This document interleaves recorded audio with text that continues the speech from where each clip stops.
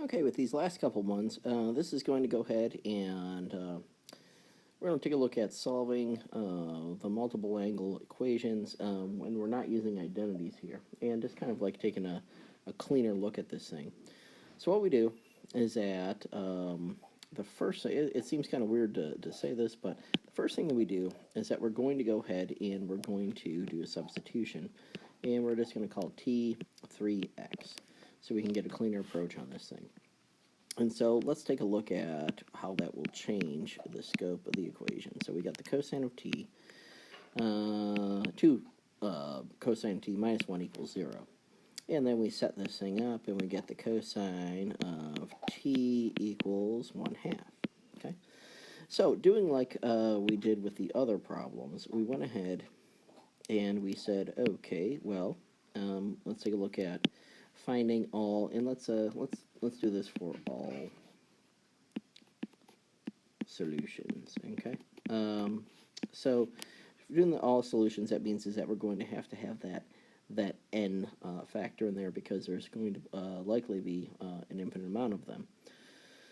So at any rate, what angle t that when you take the cosine of it is going to be 1/2, and so again, we look, all students take calculus, and it looks like we have this guy right here, which is going to be pi over 3.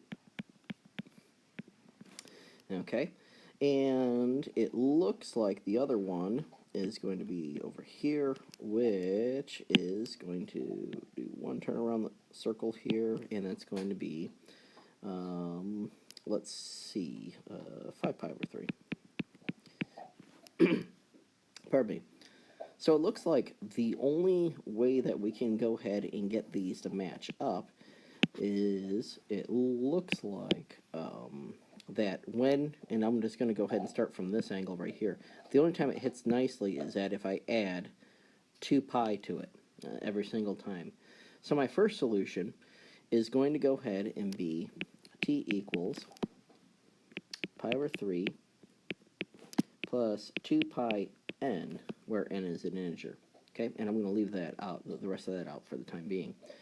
And the next part, I'm going to take a look at this guy, starting from the 5 pi over 3, and when I swish, oops, did something weird here, swish this all the way around, it looks like it's going to hit again nicely every 2 pi increment. And so I would have t equals 5 pi over 3 plus 2 pi n, where n is an integer. Now, this is where we got to go ahead and make the switches to finish things off, because we're not looking for t, because the original problem asked for x.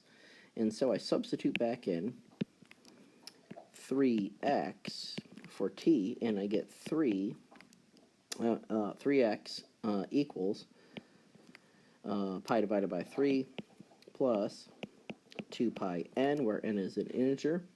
And to finish this thing off, I want x all by itself, so I'm going to multiply the entire thing by 1/3, so I can go ahead and get that 3 to cancel out. So I'm going to multiply 1/3 in each one of those, and my first answer is going to be x equals, because the 3's will cancel out, and I will get pi over 9 plus 2 pi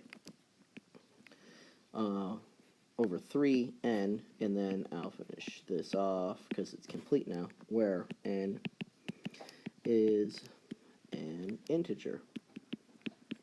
Okay, and we have to do the same thing to finish off this guy over here.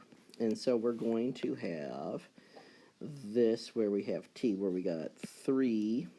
Instead of writing t, I'm going to write 3x equals 5 pi over 3 plus 2n, where n is an integer.